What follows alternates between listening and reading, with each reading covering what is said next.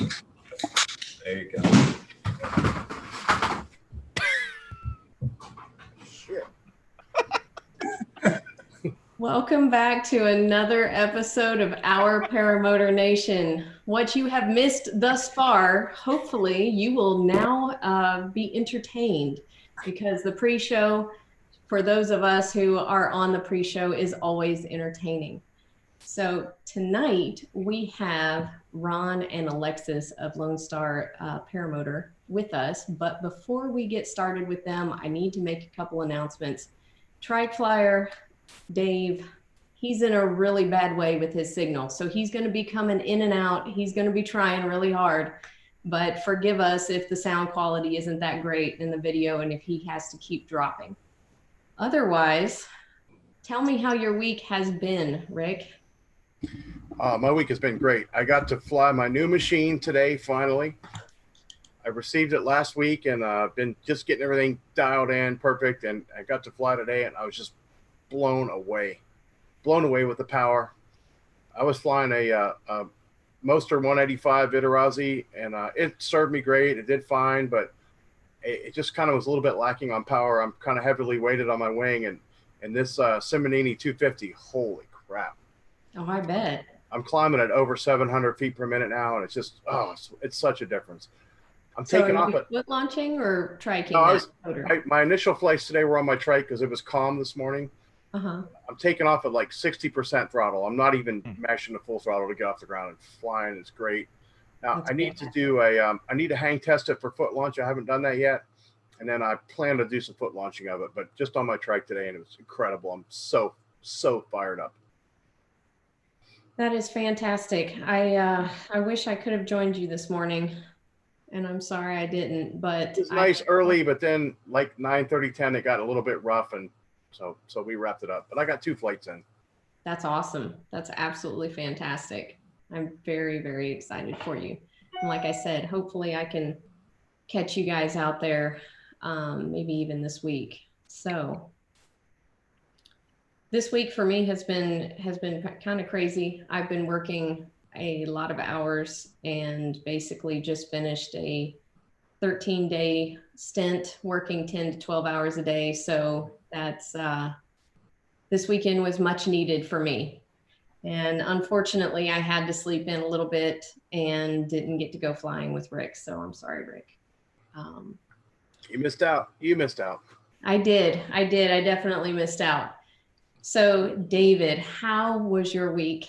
Oh my gosh, I had a great week, Nicole. Yesterday, Harley Milne was in town, and we got to go fly with him. I'll tell you a funny story. I promised him, I said, I'm going to take you out to lunch. And I picked him up for lunch. I said, and he said, oh, I'm going to pay for this. Oh, I said, no. I insist. Please let me pay. You're my guest. Mm-hmm. Go to pay at the counter, and they only take cash, and I only have a credit card. Sticking in with the bill anyways. So he ended totally up paying unintentional. you. That's great. Totally That's unintentional. so great. Yeah, but we flew last night. It was pretty windy. Probably the most windy I've ever flown in. But Harley was determined to make Ohio count while he was here and make number 27th. So, yeah, he took off, and then the rest of us kind of followed suit. We had a nice little flight last night. This afternoon, I was kiting, and I actually got lifted off the ground for about 3 seconds, about 5 feet in the air. And that's the first. Ron, I don't know if that counts as a flight or not. Does that count? Sure, every time your feet leave the ground and come back to the flight. Sweet. Cool. Counts as a flight. So, yeah, that was great. I was just looking at Facebook, and Harley Milne said now it's going to be 49 states. He can't afford to do 50 because he had to buy David Wolf lunch. So blew it. No, Harley's great. He's going to be finishing in Alaska. If you don't know his journey, Harley's already been on the Thursday night show, the Tuesday night show. He is going to be doing our show once he completes all 50 states. I said it was a prerequisite to be a guest. You have to fly in all 50 states, just like every other guest has always done. So he'll be doing the show here a couple months from now. The state of confusion count? Yeah, it does count. But actually, Harley kind of border each other. Harley actually asked me to make a very special announcement tonight on his behalf. He kind of alluded that there was an announcement coming on Facebook earlier this week. And here's his announcement. He said he's going to be leaving Ohio here and heading all the way back down to where he already was. he's going back to Florida. He wants to be there for Palm Bay. So everybody that's going to be at Palm Bay is going to be able to meet Harley personally. Oh, and that's he was pretty awesome, upset man. with you, Gorilla, for not being there when he was down in Florida. So I know I didn't get to see him. I was down with the flu that week when he was here. Oh, I'm psyched I get to meet him and fly with him. That's right. I'm really excited to see you here tonight, Rick. I thought it was we would call it a spousal appreciation day, but for short, we just call it SAD. When you're not on the show. She got tired of me. I'd spent about 10 minutes. She's like, "Get out of here." All right. Really? I thought wearing that sexy shirt you're wearing there, that she'd be all over you right now. Guess not. Yeah. Apparently only works for some guys. 5 minutes is the same in my time zone as it is in yours. So.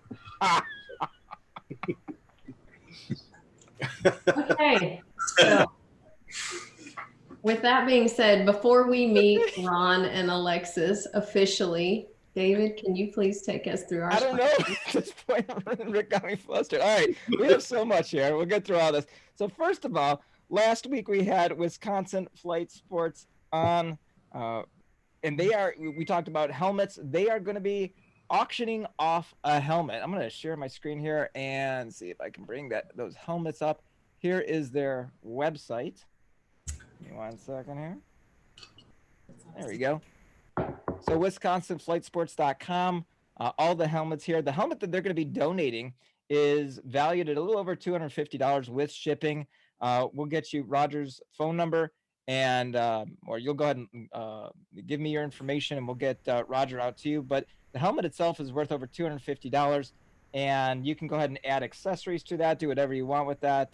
Just shape it the way you want. We'll do it kind of like, oh, and there's Rick's right there. Dave got one as well after the show, and I think he had it like the very next day or the day after. It was very, very quick shipping. 2 days. It's a fancy looking helmet. It is a fancy looking Does it have Bluetooth and all that? Oh yeah, all built in right there. 2-way, 3-way, 4-way, 5-way radio, everything. So we're really grateful for our friends over there at Wisconsin Flight Sports for donating that. All proceeds tonight are going to go to Resurgence. We're going to do this the exact same way that we did this last week at 9:15. Whoever's the last bid that we see at 9:15.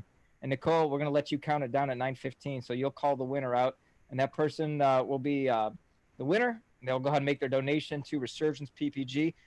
And by the way, I do want to say this too about Harley, and you'll see this. I was trying to get a video out tonight, and it'll probably be out tomorrow. But Harley is going to explain a little bit.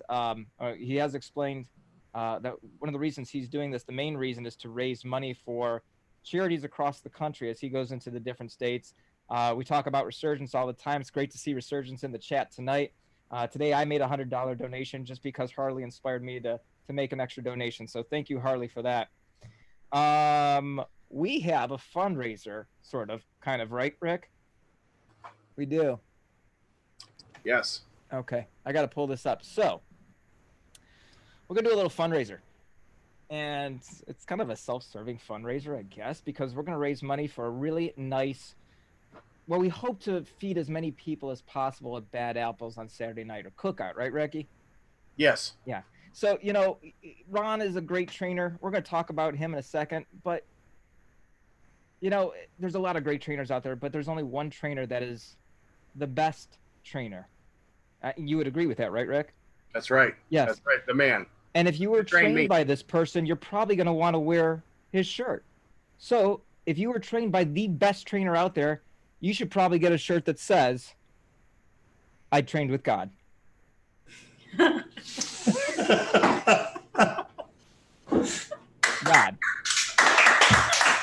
God trained me. I trained with God.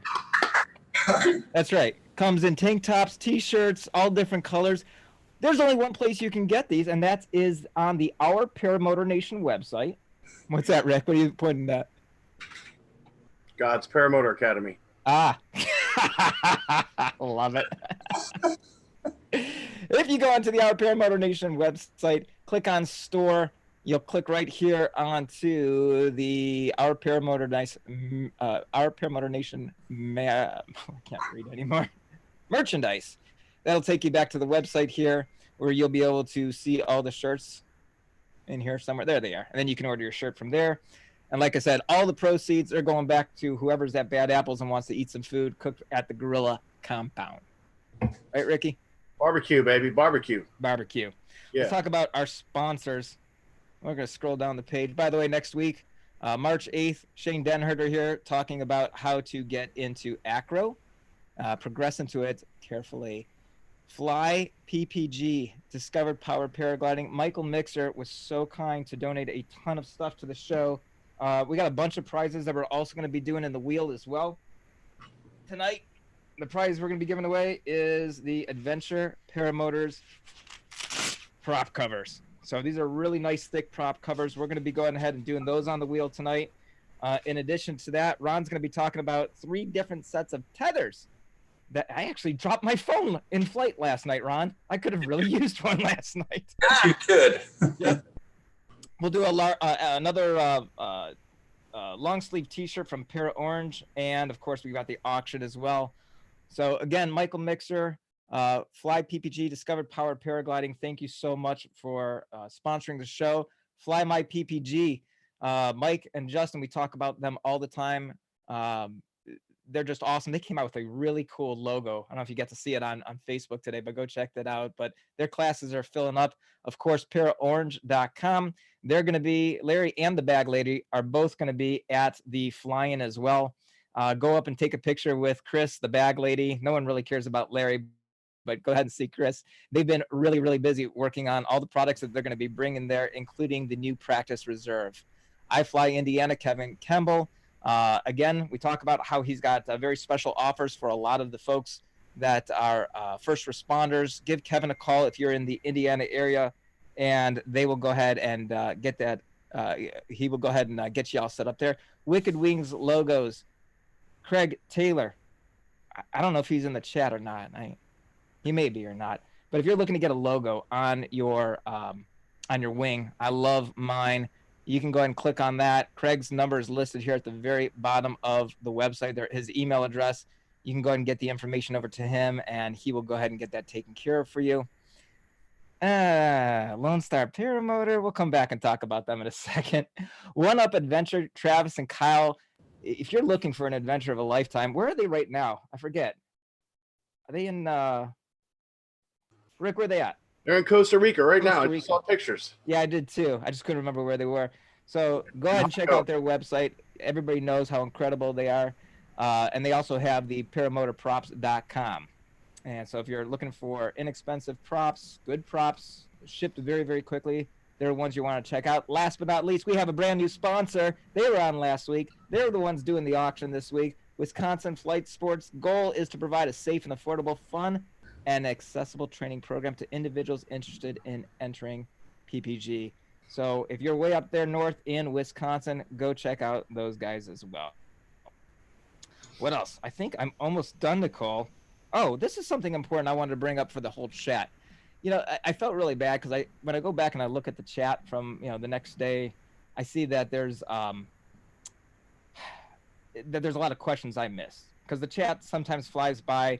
I'm going to be filling up the wheel tonight as well with people's names, and it's hard. So if you've got a question for Alexis and Ron, make sure you put either Phoenix in Flight ahead of it or PPG Gorilla or Paramotor Crazy so that it highlights, as you know, if someone puts your name in there, it highlights that, and that way we can kind of spot that with our eye. Otherwise, it just goes by so fast and we miss that. We don't want to miss anything.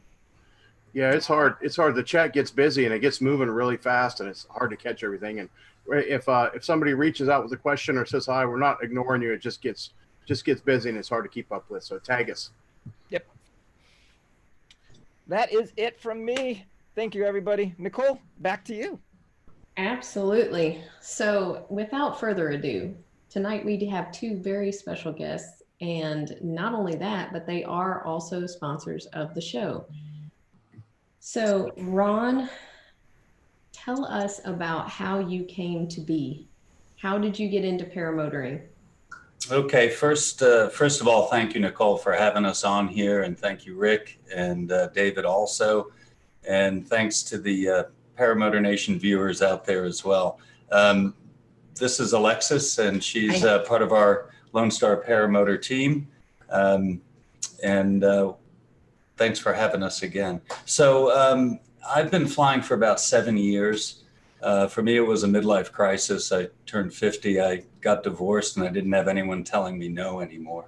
So I I started flying and I had less than adequate training, I guess. I had free training and only got in a couple of flights. And I realized that I'd probably hurt myself if I tried to do it myself. So I went around to other instructors, not for lessons, but just to check out the schools and see what I could learn.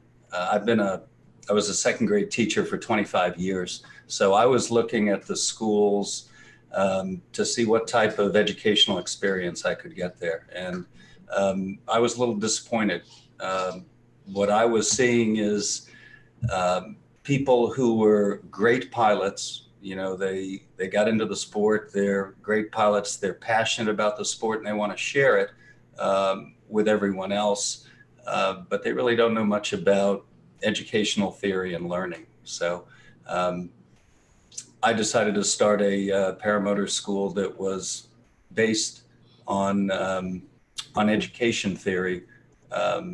So Lone Star Paramotor is an actual school, not a flight center. So that's what originally got me into the sport. I was approached by Eric Fairwell and Travis Burns, and they had asked if I would start an alliance school with them, and that's how Lone Star got off the ground a couple of years ago. That's fantastic. And from what I understand, Alexis, you were one of Ron's students. Is that right? I sure was. I was one of Ron's students that was quickly converted. I fell in love with it really quickly. My experience as a prospective student, I found Ron really attentive to the student needs, and he was by far my first choice. So I was thrilled that I was able to get into one of his training classes, and even more excited now that he didn't kick me out the door, that I got to stick around. Alexis, So what attracted you to flying? Like, what was your motivation? I got into aviation about 7 years ago now. I started as a customer service representative at a little airport in Colorado. And I knew I wanted to start flying at that point, but I couldn't get a medical. So I started to look into the different aspects of flying that you could do without a medical. And we found, my boyfriend and I found paramotoring a while back and just thought it was the coolest thing. And once we saw it at Oshkosh at some point, we thought, okay, this is definitely for us, and dove right in. That sounds a lot like our story as well. My husband and I's story. Definitely wanted to be in flight, and I couldn't do a medical either. So that sounds very familiar with that. So we have a couple of questions in the chat so far. So before the scroll gets too far, let me go ahead and ask those of you. okay. But how many students do you have per class? Well, we have a number of different classes. We used to teach just a 10-day basic beginner class for foot launch students. And now we have that 10-day foot launch class. We also have a 7-day Trike class. We have a 3-day Trike transition class. And we also have a 3-day confidence builder class. So for the foot launch class, we limit that to 6 students per class. For the Trike class, we limit that to 4 students, just to keep the student-teacher ratio low. What is the student-teacher ratio? Well, we've got myself, Alexis, Cameron, Travis, and Parker as our instructors. So we, at a class, if we have a class of 4 students, we may have 4 instructors out on the field. So. Okay, fantastic. And how many classes per year do you normally? Yeah, so we offer a couple of classes a month. We offer the basic foot launch class, and each month we also offer either a 3-day confidence builder class or a Trike transition class. So. Oh, that's fantastic. And do you have towing and tandems? Honestly, this is all from the chat. Do you have towing and tandems with your classes? Yes. Go ahead. Yes. Oh, that was some of my favorite portions of my training experience. I got to take a tandem flight, I think my first or second day in training, which was incredible. That's what sold me initially. And towing is something that we got to pull out the tow machine when we're not with the class, because I want to do it again. It's awesome. So we've got that equipment to be able to do that, and people seem to really enjoy it. It's a really valuable learning experience for our students, I find. Towing is a ton of fun. That's a freaking awesome. I loved it. Yeah. I haven't done it yet. That's such a great experience for people to actually feel and fly the wing before they have the motor on their back, and it's incredible. Yeah, Confidence. It sure inspiring. is. Yeah. Flight. Free flight. Yes. Told you. yeah, like free Told flight. you, Rick. Yeah, I know. I had my first free flight today, Nicole. Does not count. No matter what Ron said it counted. Does not count. Besides the towing being a whole lot of fun, as teachers, it's a good early warning system for who may not be listening attentively enough to send them up into the air. So we won't launch people with a paramotor on their back until they've mastered taking off and landing on the winch. So Yeah, you guys as instructors learn a lot about your students when you watch those tows. Yeah, that makes sense. Absolutely. Yeah. And, we'll go back into the classroom and put all of their launches and landings up on a big screen. We'll watch them frame by frame and look at their hand position and body position, and before we go on to the next part of training. No, that's invaluable. I really do. Say here, Gary Thomas had a comment in the chat, says that he was just in Ron's February class. All the instructors were great. And I want to just say, I met Ron one time. I met him at Swanee. And just to talk about his character and what you would expect when you meet Ron or when you take classes with Ron. I have no idea who Ron is. I should have, but I didn't really know who Ron is, except that I saw him and Parker on the paragliding talk show. So I knew him from there. But Ron came up and we just started talking. He was right next to us and looking over my Atom 80 and says, "Hey, I see your air intake doesn't have a tether on it." So, okay. He goes, "Come on, let's get it taken care of." I said, no, it's not necessary. You don't have to do that. He goes, no, we'll take care of it. We'll take care of it. Ron goes out. He finds London Ivy, who had a grommet rivet. Yeah. And he goes out. We find who had the drill. Tim Gaskins had the drill, and they're working on it. And I'm like, what is going on here? Why is everybody so damn friendly? Okay, Ron, I said, Ron, let me pay you for the tether. Let me pay you for the, oh, no, no charge. Just go fly, have fun, be safe. I'm like, wow, what a guy. And Ron has really trained a lot of the best pilots out there. Ron, of all the current instructors at Aviator, how many of them have you trained? Oh, I don't know. Some of them I trained as students before they became instructor interns and instructors as well. But most of the instructors that are down there right now. Yeah. Yeah. And by the way, David, my airbox came off my Atom 80 and flew through the propeller a couple of weeks before. So lesson learned. Yeah, lesson learned, and that's why I was pretty adamant about getting one on yours. They put the tether on the Moster 185 airbox, but they don't bother putting it on the Atom 80 because they said it never flies off. And as I told Ron, I said every time I do my pre-flight, I think of him now because I see my tether sitting there. It says Ron was here. Don't forget it, bitch. Oh, sorry. So it's not my show. It's Nicole's. Sorry. Definitely not your show. Ron was there at Lake Wales when I first flew my last paramotor that morning at Lake Wales. And that was cool. That's the first time I met Ron. Yeah. So it goes to show his integrity. And he's trained a lot of people, Rick. Craig Taylor. How about Woody? Did you train Woody? Yeah, well, I retrained Woody. Woody learned to fly, and then he was having troubles launching. So he came down to Lake Wales, and I was one of his instructors on the field, teaching him. And then Woody and I went back for our tandem certification. Mm-hmm. A couple of funny videos of us out there giving each other foot launch tandems. Yeah. So hey, do you watch a lot of YouTube? Of course. Yeah. Okay. Yeah. Who would you say is maybe your favorite top 2 or 3 YouTube? That's a trick question. It sure is. Well, our Paramotor Nation, for sure. Oh, thank you. Yeah. That's great. Who Sure. else?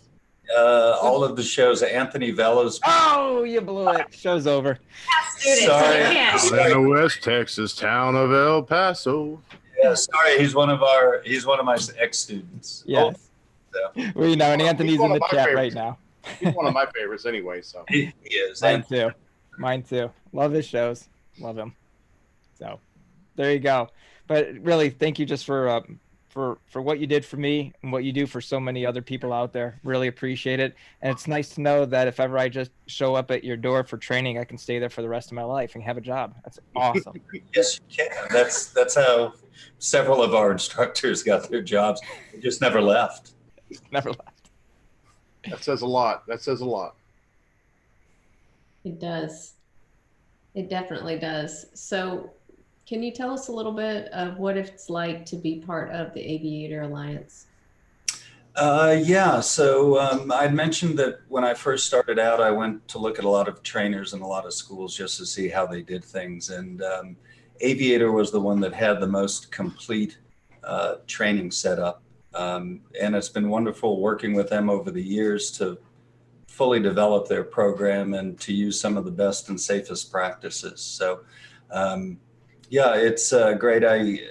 Last year I was flying each month down to Lake Wales to teach their class, and then flying back to Texas to teach our class, and going back and forth and back and forth. So last year was a little bit exhausting, but now I'm based at Lone Star. No more frequent flyer miles. No. Are you going to be coming down at any time? Absolutely. That's I'm so close to Eric and to Chris Garrison and Ross Gassaway and just everyone down there. So yeah, in fact, before I met Rick and David at Swanee, I stopped down there for a few days to just see what was going on. So I will be down in Florida again. I'm just not sure when. Okay, well, I've just moved to Lakeland, and obviously, where are you at? Are you at Bradenton, Rick? Yeah, I'm Bradenton, south of Tampa. Yeah, so the two of us are fairly close. I would love to see you. I have not, oh, looks like Dave is peeking in. Oh, goodness, really? Free training. 12 months out of the year. Good. From God. Anyway, sorry, Ron. I really apologize about that. I don't even remember where I was now. I haven't been over to Aviators yet. I haven't been to Lake Wales yet. So I would really like to come over there. And I would especially like to also go to Avon Park, which is where Four Winds Yeah. is. And so that You really got to come fly with us more often, Nicole, because we go there all the time. It's only 20 miles from our airport to Avon, and then 22 miles from there to Lake Wales. Well, you need to start shaming me into it, actually. So I'm just telling you. We will do that. We can do that. I'm just saying, you got to pull me out of my my work shell. I know it's hard. It is very, very hard, especially being a salaried employee and not. If I was hourly, they couldn't afford me. So, on the schooling part of this, I am absolutely positive that being an instructor, an educator for 25 years had prepared you in ways that most people would not be prepared. Would you feel like that's a true statement?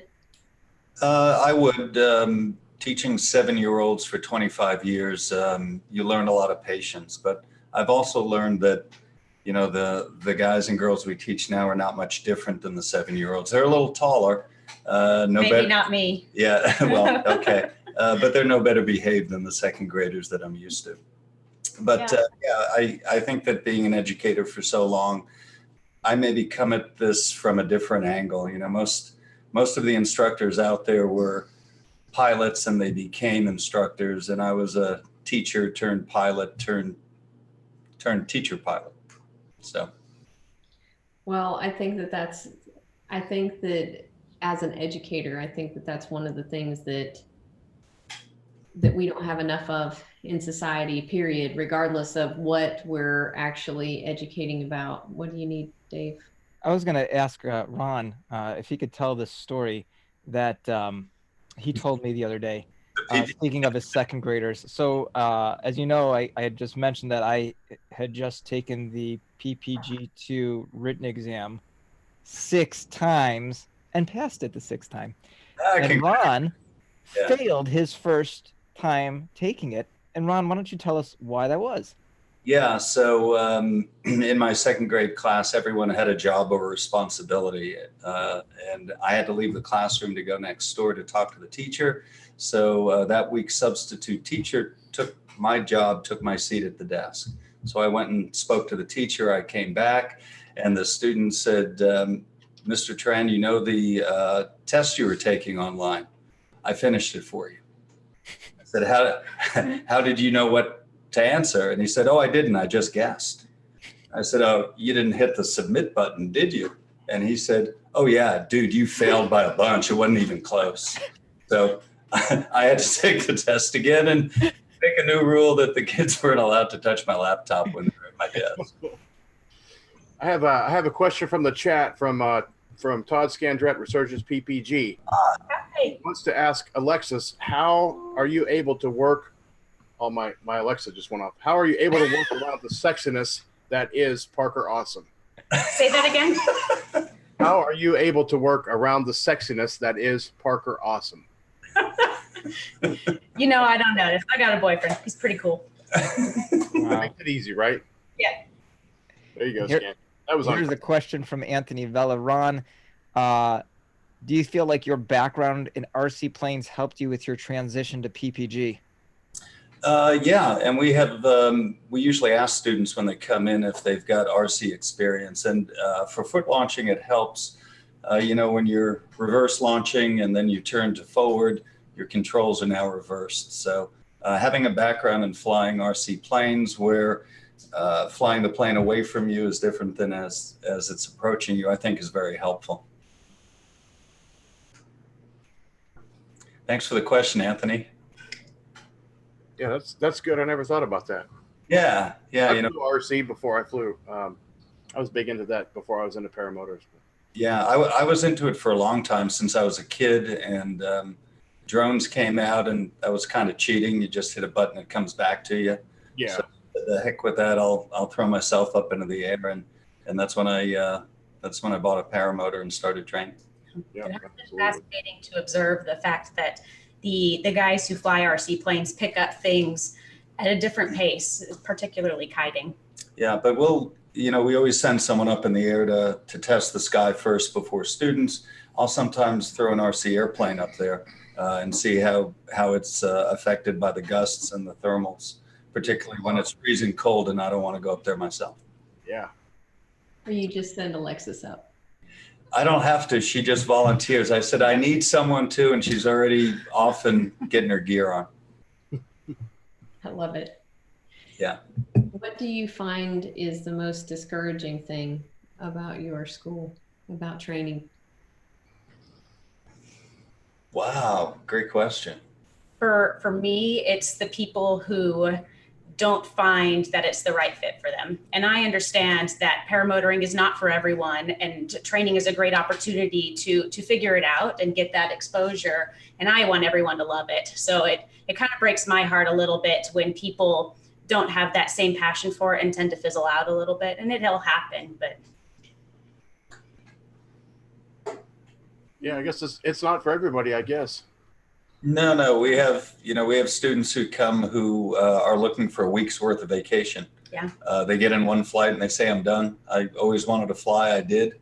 And I'm finished. And, to me, there's so much more to the sport than just having one flight. So it's hard to see people leave with only a few flights and not really getting to experience what you can up there in the air. Yeah. The first flights are just the very beginning. Oh, yeah. Absolutely. Yeah. So before I ask my next question, guys, in the chat, we want to get your names in the wheels for these for these drawings, but you need to make a comment. You can even just say hello, everyone. And just so their name shows up in the last 5 minutes, I can get everybody's name in there. Yeah, so everybody make a comment. And if you have a question, make sure that you're tagging myself or Rick or Dave so that we can make sure that we ask it.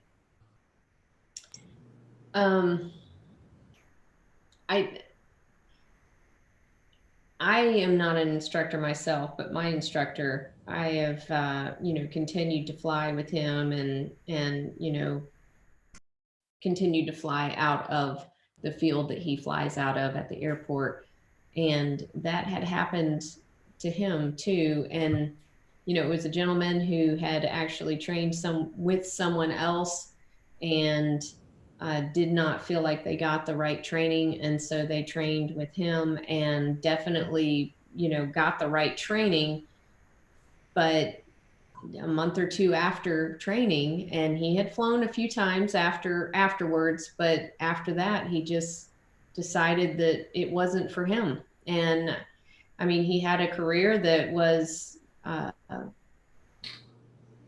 basically this was endangering his career, right, and his way of feeding his families. Like if he had been injured in any way whatsoever, it would have ended his career, severely damaged his career. So he ended up having to give it up, and that was extremely sad to me, and I know to my instructor as well, to witness that was a hard thing. So I can understand that, Alexis, a lot. Did you have anything to add to that, Ron? Yeah, we get a lot of calls from people who just got in a few flights during training and aren't confident to step into the sky themselves. So we're starting a 3-day confidence builder course this year for guys who already know how to fly. They probably already have their own equipment, but don't feel confident enough to do it on their own.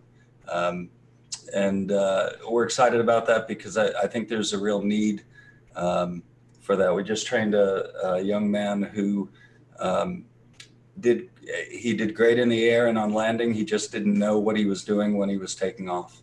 He said he had maybe 5 or 6 flights before he came to us. And he just wanted to focus solely on launching. And so that's what we worked on with for a few days. I think there's a lot of people out there that have been through training to some degree, and they go and spend their week or their few days or whatever, and then they go home and they're not comfortable to fly on their own when they leave, when they're away from their instructor in the field. Yeah, or they buy equipment, they're waiting a few weeks for it to arrive. It comes and they're not sure if the hang points are right, and now they got to go out and do it all for themselves alone for the first time. Yeah. That's a little scary to do. So It is for sure. Like my friend Justin Fox told me, or heard him telling a student a couple weeks ago, it's a perishable skill. If you're not, you learn this stuff, and if you're not staying fresh with it, it goes away. You need to stay fresh. Absolutely. That's a good program. Kind of the philosophy behind how we do our training camps is we observe people who do the night and weekend training because it fits with their schedule and it's convenient, but our observation is that they have to relearn items and they aren't able to build upon that knowledge as quickly. So with our training camps, our idea is that we'll get them completely through training and they'll have the opportunity to build on those skills and be confident when they leave. Yeah, absolutely. Repetitive muscle memory and stuff. And then like I spent a week with Mike Cotter and I still hear him in my ear. Like I'm flying my Trike today, but I still hear him. Yep. Inflate, release. Posture, power, pressure. Yeah, I'm launching my Trike today, and I'm still saying I'm like, I do the same. I get emails and texts from students saying, "I heard you in my ear last night," for the reserve for that. So that's kind of cool. That's good stuff. Yeah. Nicole, I'm ready to spin the wheel a couple times if you are ready. I'm ready. So, Ron, can you show us the tethers that we have? So, no offense to my wingman Woody, but I don't really think he has the best solution. Yeah, Rick, that saddens me and frightens me at the same time. This is the first one. The first one broke out, and I drilled new holes. Now I got. Of course it did. Of course it did. So better. That one's better, David. So I unfortunately have personal experience with this at Beach Blast. I think it may have been 2015 or 16. Anyway, I had a phone on a tether similar to the one that Woody was describing, that you could lock it in certain positions. And unfortunately, I got sand between the Velcro on my phone and the flight deck. So as I took off, the phone dropped to the 2 feet to that locking point and then went straight back through my propeller. So yeah, Find My iPhone doesn't work on the bottom of the Gulf of Mexico. Right. So anyway, we've tried a number of different tethers over the years, and we finally found one that we think is the best one out there. So want to tell them a little bit about it? Yeah, sure. So it's a few part system. So we've got the patch, which we think is a considerable safety improvement and strength wise to a zip tie. The patch has a loop on it, fabric that attaches to the tether system. The tether's got carabiners to attach to the loop and your harness. I've got mine attached to a swing arm, whatever's convenient. And then it's got the steel cable in there, so it's strong, and it's got the retention spring so it can hold it. It does not have the locking length feature, which we believe is a safety item. We want our phone to be able to retract and come back rather than be locked at the length, because that's what Ron experienced, is it was locked at a length, and because the Velcro failed, it was able to go into the prop. So this one will pull it back, and you can still utilize your Velcro to attach it. I've got mine on my flight deck or reserve like Ron, or in a pocket, whichever is most convenient. Now, how does the patch attach? Does that go inside of your case, or is it a Velcro thing? Yeah, it goes inside of the case, just sticks on there, and then the loop folds up underneath, and when the phone's there, you really can't see it. Yeah, yeah. And it comes out, and you attach the carabiner to it. So, yeah, we have not had this one fail on us yet or go through the prop, but for us, safety is number one, and I'm always concerned about that gap between the frame and the netting. So, and that's where the phone can go through. So in addition to the phone tether, we also use power floats in case we're flying over water, but when we don't fly over water as well. And those power floats are routed around. Did you hear that, Shane? There she goes. Did you hear it, Shane? He put his on. Can you repeat that again, Ron, one more time? Yeah, we got one viewer that's we're trying to get him on. What we're doing is we're attaching the power floats around the netting and then directly to the frame, so it completely stops up any gap between that netting and frame. And you fly with those power floats when? All the time. All the time, Yeah. every single flight. Yeah. Water's really tempting to fly over because it's beautiful and fun. So we make sure we always have all the safety gear on us. Yeah, students fly with reserves and they're taught how to use them, and they fly with power floats on each flight as well. Yeah, so that's why we're passionate about these phone tethers, because we were able to find something that we thought was safe, portions of it are made in the USA, and once we found what we thought we liked and was a really good system, we went ahead and found a way to buy them in bulk so that they could be a little bit cheaper than you could find as a package elsewhere. So they're on our website now, our brand new website that we just launched last night.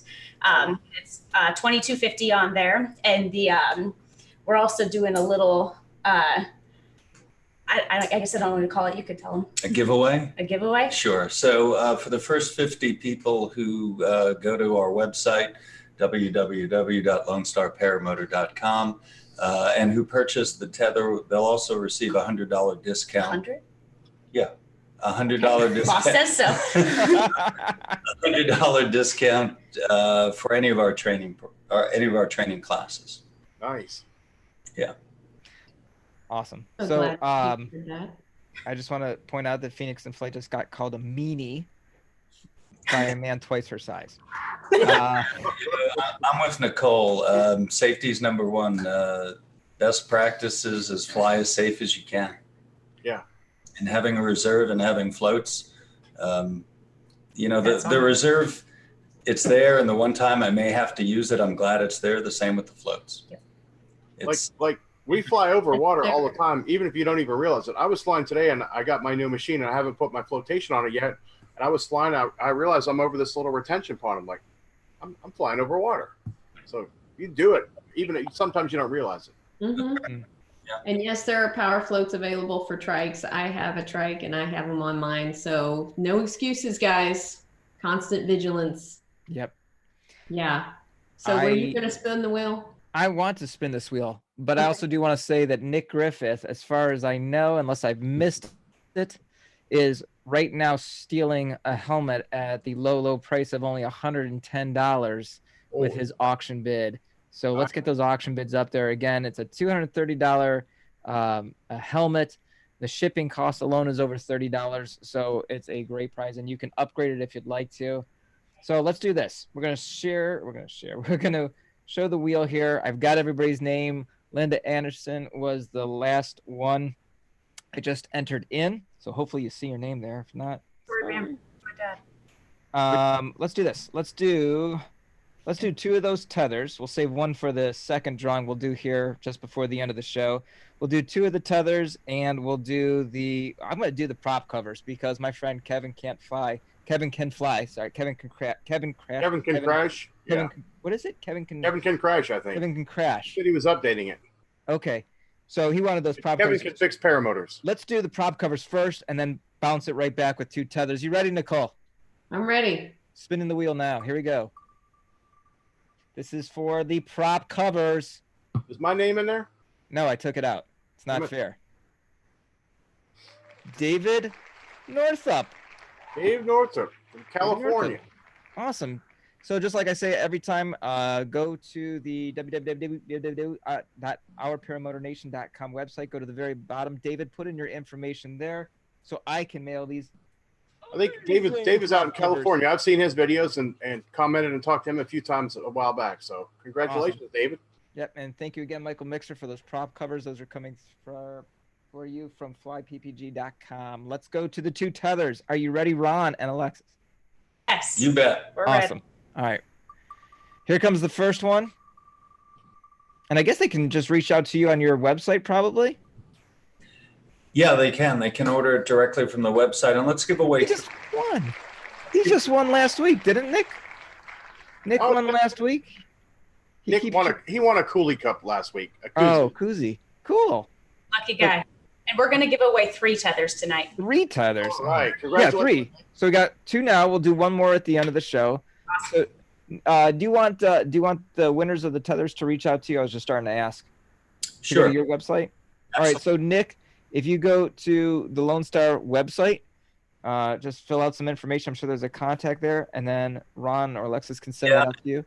Yeah, Ron at LoneStarParamotor.com is fine. There you go. There you go. All right, we're going to do the second of the 3 right now, and then we'll get back to some more questions. And we're going to keep looking. I don't know if there was any more auction bids yet, but we'll find out. Here we go. Number 2, second tether. Those are nice tethers. Thank you. I thought it was going to be like a string, like a fish hook or something. No way. Nicer than that. Chad B.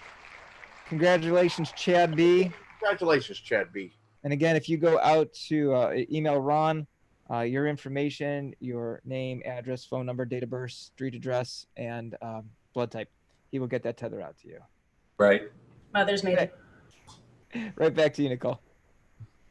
Well, I would like to congratulate Nick Griffith for receiving his Gin Bolero 6 today. Was it today that you received it? And just to let you know, the neutral settings for the Gin Bolero 6, it is a free flight wing. So the neutral settings on the motor risers are all the way in. That is your neutral setting. And just fun fact on those, because we've actually measured it. If you were to use speed bar, it would give you the same trim range as your motor risers that you have right now. So just food for thought right there. So I just saw, I think I saw this correctly, NRGMGMT, $230 auction bid. Nice. Very cool. All right. That's wonderful. Nice. Now we're getting somewhere. Thank you. All Yeah. right. We'll keep updating that, and in 25 minutes, we'll go ahead and then stop that. And 9 to 90 asked in the comments, he missed the beginning. Which helmet was it? And Wisconsin Flight Sports said it's the Icaro Solar X helmet. It's an awesome helmet. It's the same one I got. Very nice. Earlier, the Ripman just said earlier that Skinny Chef Sane bid $150. Unfortunately, that is now. Oh, Is the World now bet $231 as of just now? $231 for Is the World.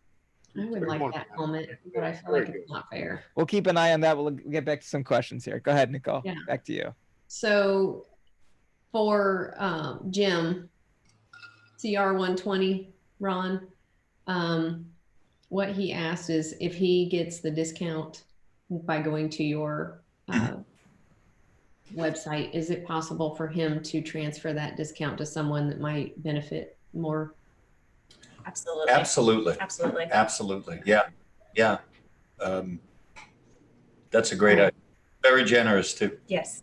Yeah. Absolutely.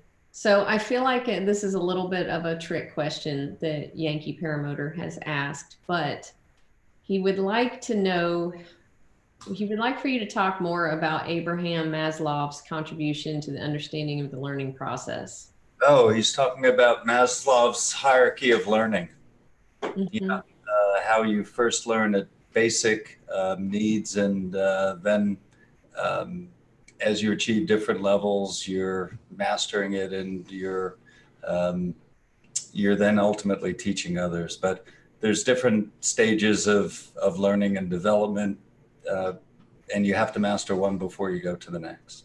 But we use kind of a diagnostic, prescriptive approach to teaching and learning. So some students learn best, they're visual learners, some are auditory learners, others are kinesthetic learners. So when students come in, we're evaluating them to determine the best way that we can approach them and deliver the content that's in the syllabus. So we had a couple that trained a year and a half ago. Anyway, he was an engineer, and she was an art teacher, and they learned in completely different ways. Just kiting, first time the wing came up, the wing goes to the left, and he wants to know exactly why.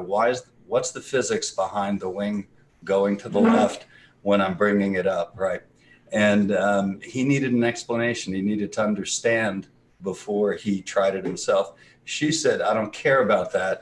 Just move my body in the right position and tug on the hand I'm supposed to pull. I learned by doing. So we had the same content to deliver to them, but we had to deliver it in different ways so that they would both be successful.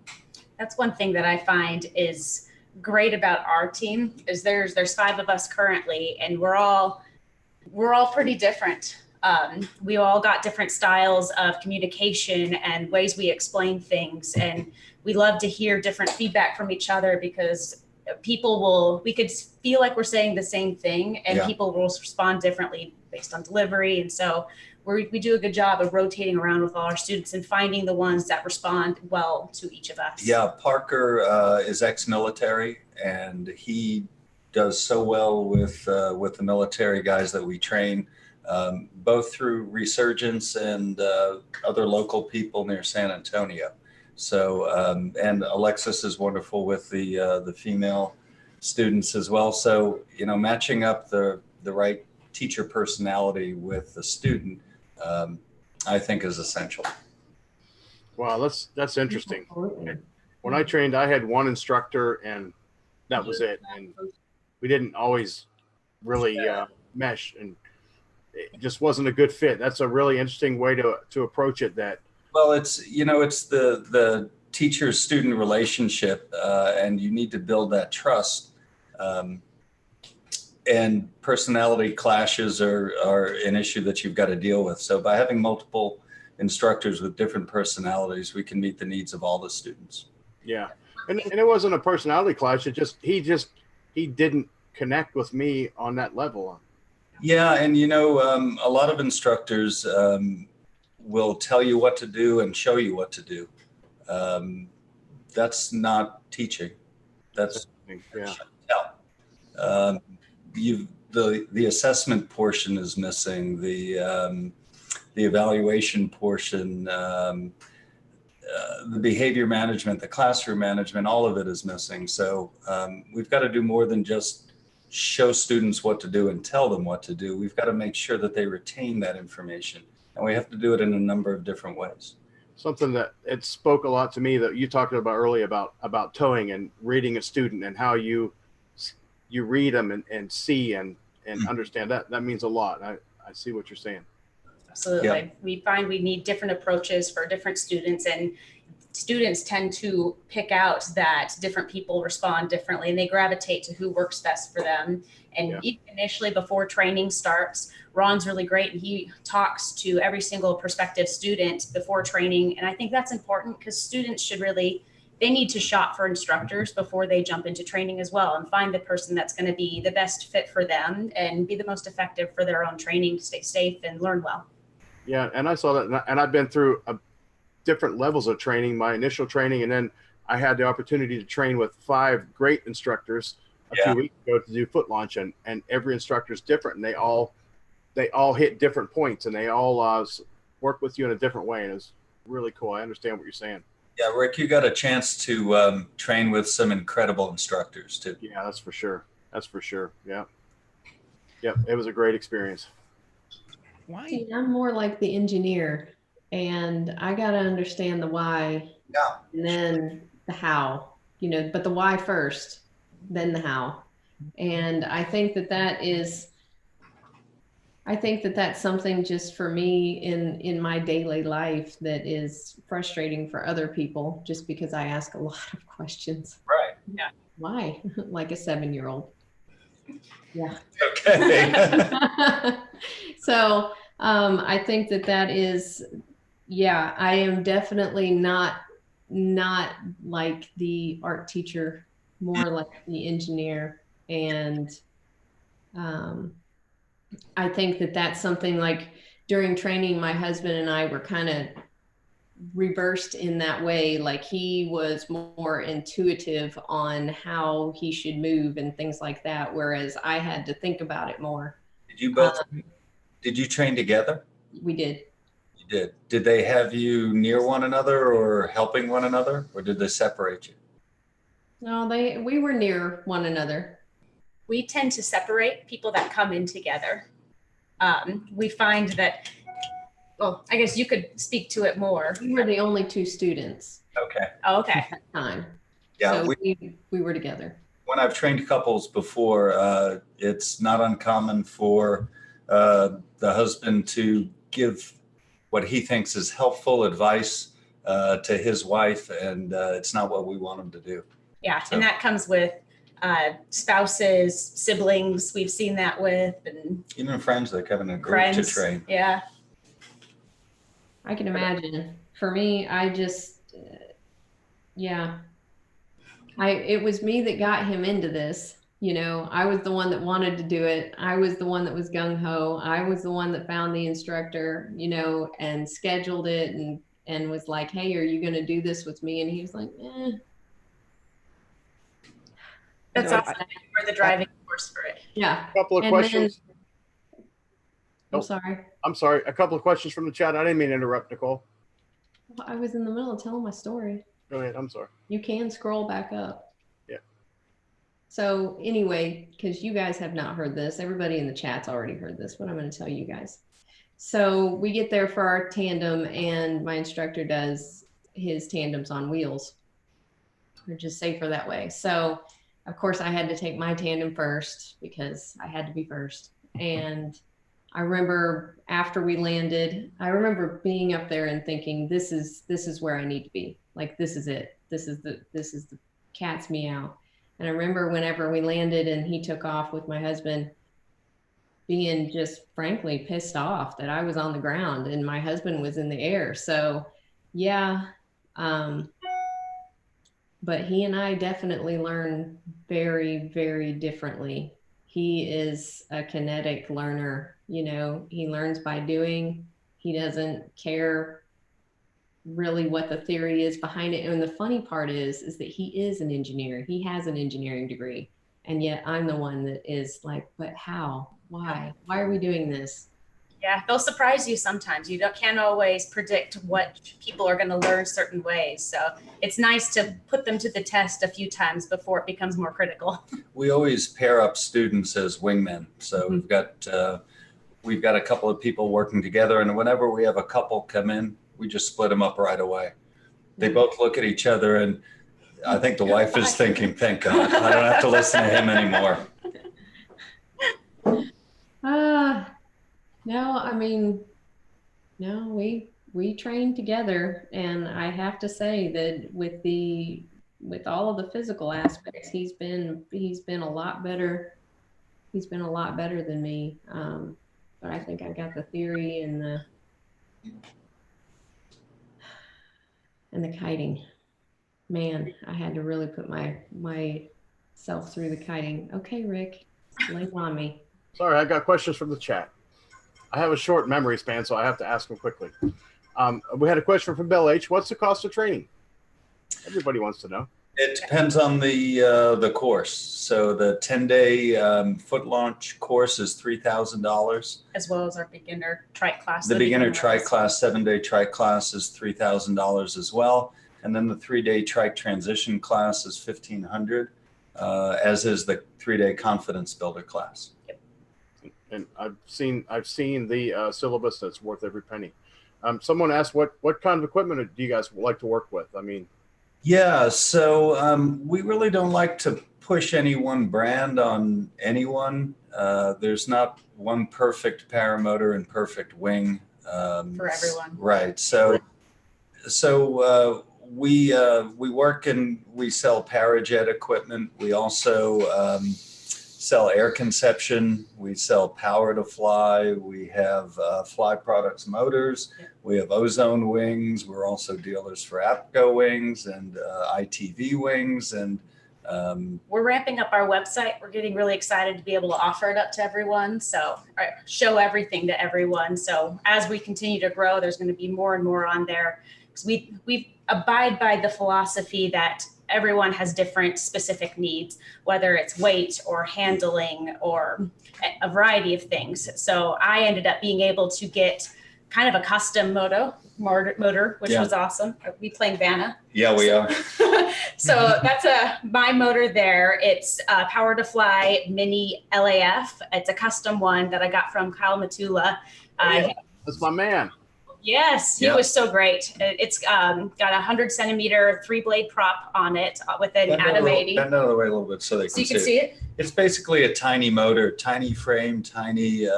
It's so little. It is. It looks like but it's lightweight and it doesn't bang her in the back of the legs as she's taking off. So I'm 5 foot tall, and I trained on a Parajet Maverick, and I got to fly Ron's Fly Products Eclipse, both Atom 80s.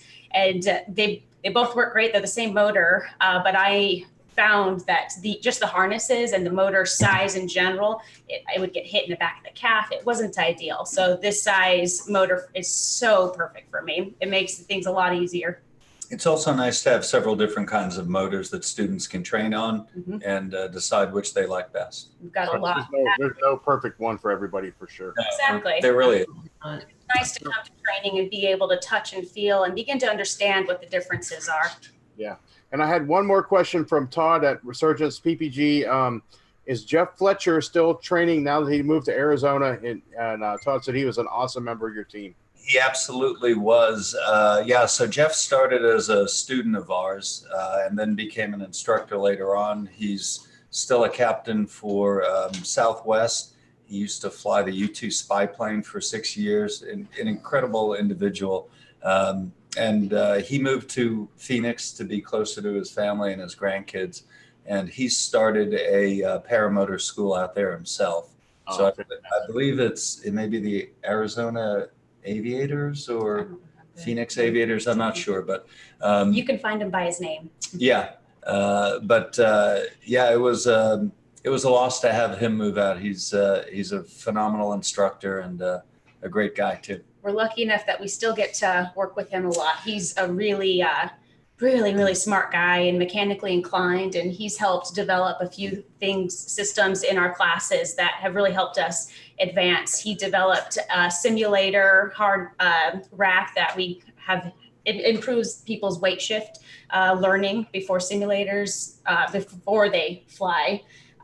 Got a few other innovations. We also he makes the kiting harnesses that we use, and an aviator uses. And also some of the all-weather paramotor covers that we use as well. So yeah, we wish him well out in Arizona. Awesome. And I'm sorry, one more from Anthony Vella. Have you flown with Mike Hunt? No, I have not. I haven't either. He was demanding that I ask that question. I bet he was. I think he may have seen an episode of The Simpsons. Yeah. I still remember someone calling Moe's bar and asking if he was attendant.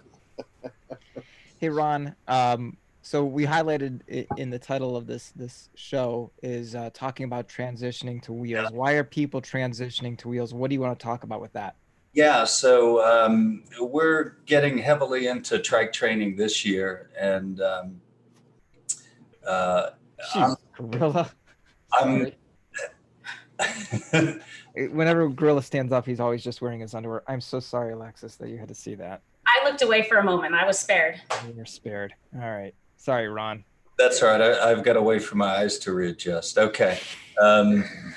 So trike training. I'm 57, and my landing gear isn't getting any younger. After you hit 50, your warranty expires, and it's hard to get original parts. So I love foot launching, but on a windless day, so much nicer and easier to sit down and roll into the sky. Then I'm just saying. And for me, more it's on the landing than the takeoff. You've got the weight of the motor, but without any wind, you're coming in for a hot landing. So for me, I love doing both. And there are a lot of people who really enjoy foot launch and have been doing it for years and just want to go to the next level. So so it's a cool option. So we essentially have 3 trike training packages: the beginner level, which is the 10-day class, and then the trike transition, which is geared towards people who already have the knowledge and the skills as foot launch pilots to be able to transition into trikes, because there are differences that are important to learn. And then our skill building class, it's for both foot launch and trike. And that's people who maybe want to get their PPG-3 ratings, or they may not have had complete training. So that course is really individualized to whatever the pilot feels like they need to improve. Trikes are for everyone. Trikes are for everyone. Yeah. It's fun. Yeah. I mean, I don't necessarily have the old landing gear. I really enjoy landing on a trike. The approach, dropping in, adding some power to level out your descent. For me, just touchdown so soft. Yeah, exactly right. And taxi right back around the field. So, eventually, if you're in the sport long enough, you're going to be on wheels. Mm-hmm. oh yeah. So We're all one injury away from being a trike pilot. Now, knowing that you and I both started at the same instructor, did you start on wheels, or did you start with the big heavy motor on your back? I started with the incredibly heavy and inappropriately torqued motor on my back. Yes. Wow. That's a heavy motor. It's 74 pounds, isn't it? I'm sure. Yeah. Yep. That's a heavy motor. You're far more. That's why your landing gear is broken now. Maybe so. Yeah. Hey, Nicole, we are about 6 minutes away from finishing this auction. And I want to say that Mark P has the highest bid at $401. And as I said earlier, the value of the prize with shipping was a little over $250. So if there's another bid that comes in, that's fantastic. And Mark P, I think all of us just appreciate you doing that, knowing that it's a higher bid than what the value of the prize is, which means that's just a donation going right from your heart straight to Resurgence PPG. And I highly encourage everybody, if you have the means, and if you haven't done it in a long time, please go back over to the Resurgence PPG website, make a donation directly to them.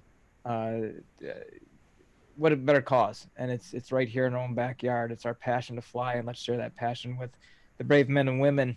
Hopefully we haven't had a woman yet, Todd, and we'd like to see a woman up there Yeah, Todd. getting, Resurgence, not yeah. his fault. I mean, people get nominated. If a woman isn't nominated, it's not his fault. He's got to go with what's nominated. But we've got about 5 more minutes, and then Nicole, I'll have you close off the auction at that point. So Alexis, I mean, there are some ladies in the chat, and I just want to say that this is my motor, and as you can see, it definitely hits me in the back of the legs.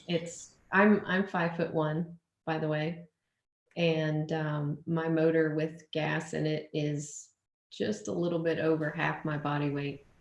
So I started that way, and I decided there was no need to wear myself out that way. And that's another reason why it's nice to be able to do trike training and take a little break when you need to. And absolutely, like my motor fits on my motor. My foot launch is my trike motor, and it fits on my trike on my wheels with 2 pins. I absolutely love that option.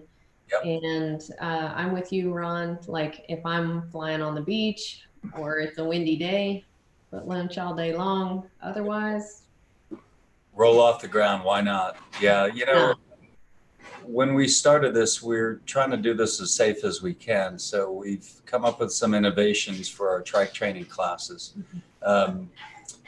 We tow students around on the ground, not with a winch, but with a golf cart or another vehicle.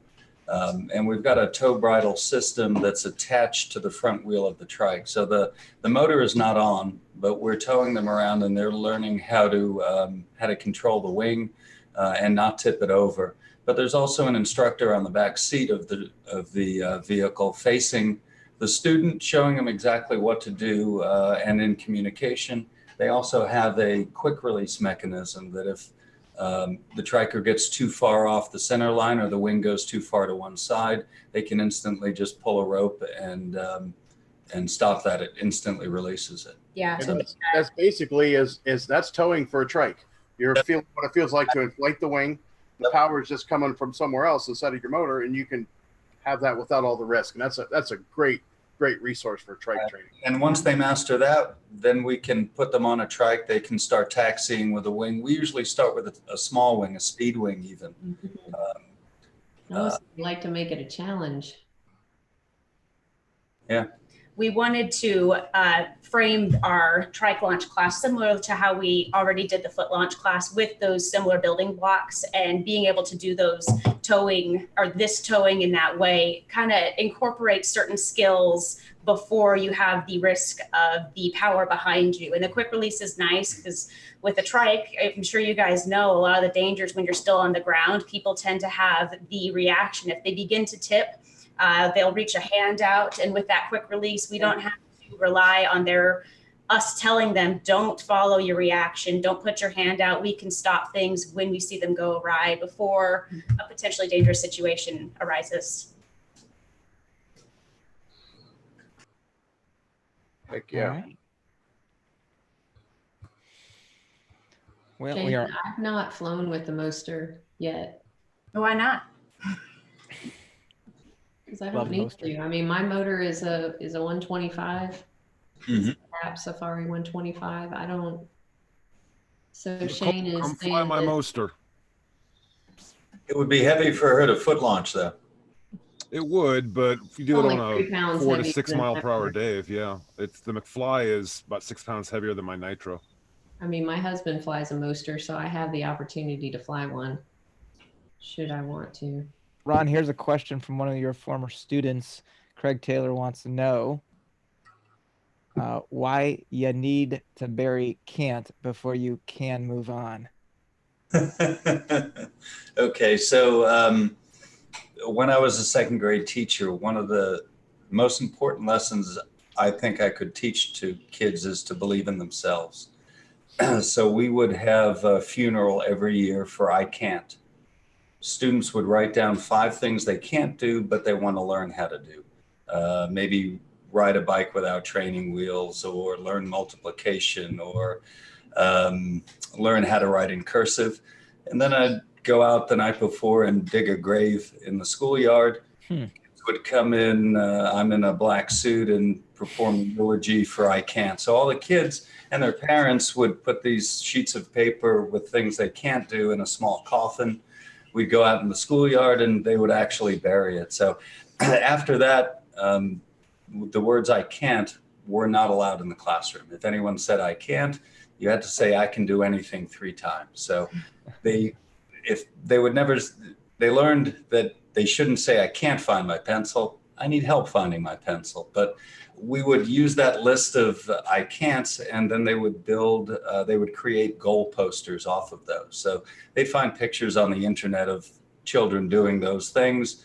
That was the beginning of the project. And then they would, I'd ask them to envision their homes when they grew up, and their jobs and their vehicles and their families. And they had to list down exactly what they wanted, find those pictures, and create a goal poster that they would display to the class. So that's the funeral for I Can't. So I don't really believe Craig Taylor would ever say I can't. As far as I've known Craig, only I can comes from Craig Taylor. Absolutely. He is an inspiration to so many people.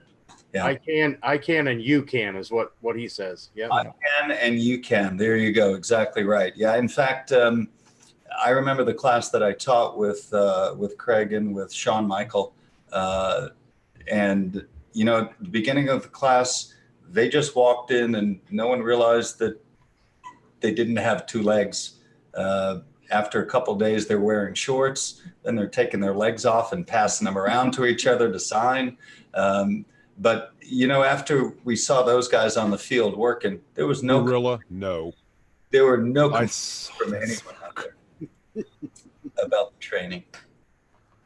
Well, I do want to say this. Speaking of awesome people, Mark P., thank you for that generous donation to Resurgence PPG, $401. But with that, you have won the auction for the helmet from Wisconsin Flight Sports. Great job. Thank you so much for that. Really appreciate it. If you wouldn't mind going on tonight to the Resurgence PPG website, make the donation. Todd Scandret, if you can go ahead and shoot me a text, just let me know that it was received. And then we will have one of the guys reach out to you to get you the helmet. Right? Right. I will say this also, since we're talking about incredible people, I'm going to say this very carefully. Ron, Alexis, you know, obviously just met you tonight, but you're very well spoken. And one thing I can see in both of you and Ron, obviously from the story I told earlier, you both have big, big hearts. You listen and understand the needs of your students, which is fantastic. And it's what I would hope for with anybody going to any instructor. You care.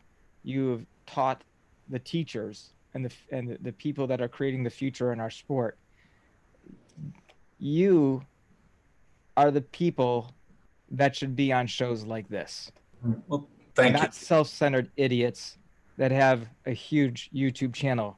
I've never seen you on a YouTube video except for the ones with Resurgence PPG, because you don't need to grandstand. You don't need to be flashy and show off, and you certainly are humble. And for that, I'm grateful and I really appreciate it. This is what it's about right here. Good people like this.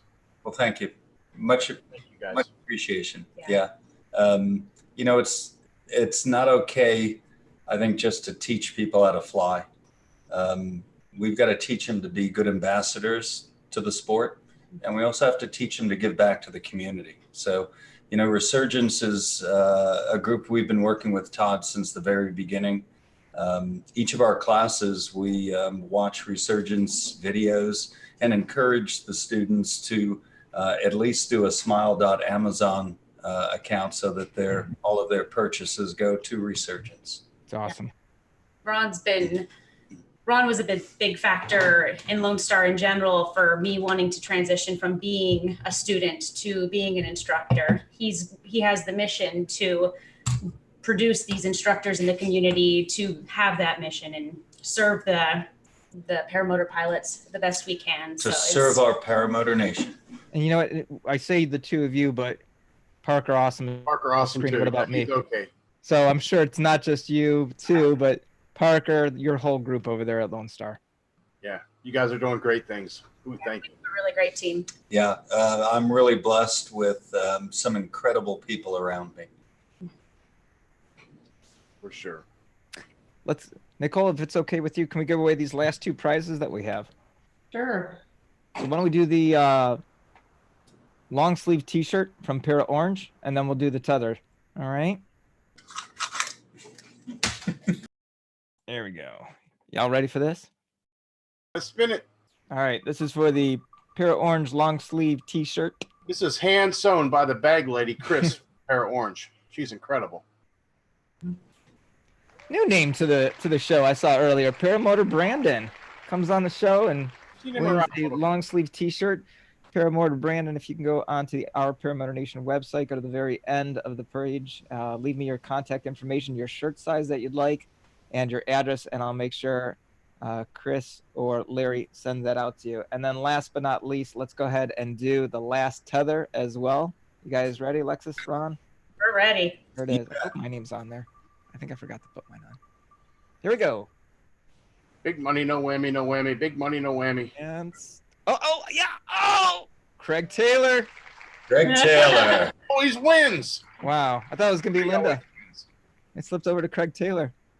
Cool. All right. Congratulations, guys. Congratulations, Craig. And for those of you who didn't win, it's $22.50 on our website, and you can get that tonight or in the days that follow. Yep. And the first 50 we're doing the 100 discount for, and we think it's a great product. It's cheaper than you can get pieced together on Amazon, and it's the best quality we've been able to put together. Very nice. I definitely want one That's pretty cool.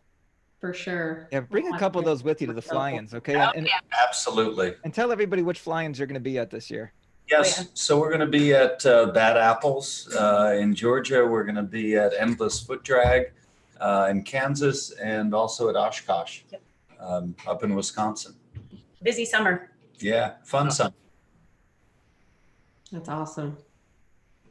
We'll see you at one of those anyway. We'll see you at Bad Apples. Looking forward to it. Yeah, we are too. I think that's going to be an incredible event this year. Yeah. Yes. Awesome. So guys, as we're getting ready to wrap this up, we had one more question from the chat. And if you were a paramotor pilot that was looking to become an instructor, what would be your recommendation? My recommendation would be to seek out other schools and instructors, to stand back and observe, and to find an instructor or the head of the school that shares the same philosophy with you. You know, a lot of people love the sport and they want to share their passion with others. And that's a great way to do it, to become an instructor. And we want to produce the safest instructors out there that are going to be great ambassadors for our sport. Absolutely. And what about insurance costs? I'm sorry? Insurance costs? Cost. Okay. Car insurance? Like an umbrella. Is that the type of insurance that you're keeping? Is a liability or an umbrella or something like that? I'm not asking how much you pay in premium. That's not what I meant. But just I'm sorry, that was a poorly worded question on my part. I saved $200 on my car insurance. It's the cost of doing business. Yeah. Right. So umbrella, liability, that type of thing. And then probably some type of insurance on your actual gear, right? Yes. Okay. Yeah. So hopefully that answers the question that was in the chat. You're welcome to contact me directly, and I can talk to them offline about becoming an instructor. And that's one of the reasons that good training costs what it does, because there's a cost of having a business and doing that and being able to do it right. Mm-hmm. Yep. Absolutely. Alexis, can you give us the website one more time? Yes, it's lonestarparamotor.com. There you go. Pretty easy. Pretty easy. And Right before the end of the all the show. way spelled out. What's that? Paramotor is all the way spelled out. Yes, it is. Okay. And right before we end the show, Nicole, I'll go ahead and put the meeting ID in for after show for whoever wants to stay on. Okay. That sounds like a plan. So again, Ron and Alexis, thank you so very much for joining us this evening. Thank you so much for our co-hosts.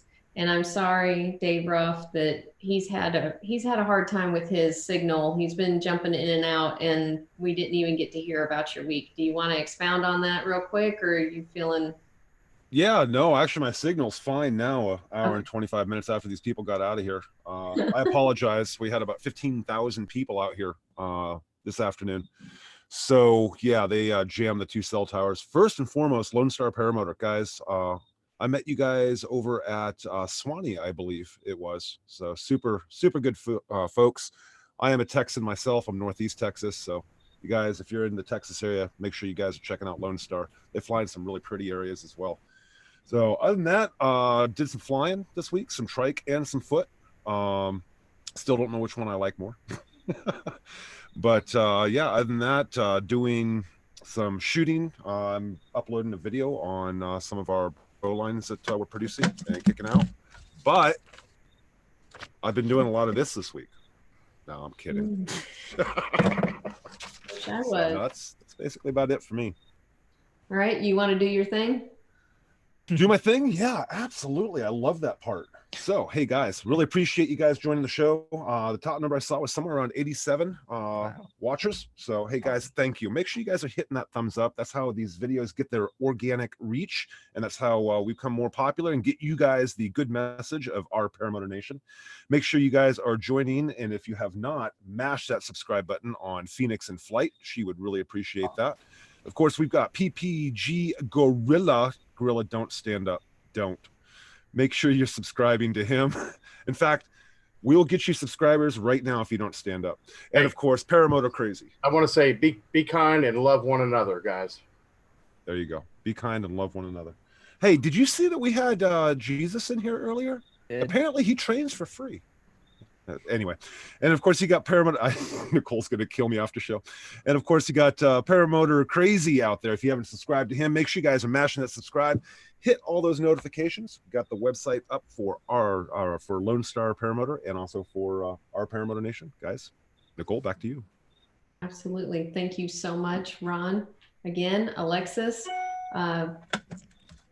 Definitely have to talk to you some more, Alexis, about being a lady in the sport. So thank you guys. And if David, you would put it in the chat. It's done. All righty. Then please join us afterwards. And I hope that you guys have an absolutely fantastic evening. Thanks, guys. See you next week. Thank you.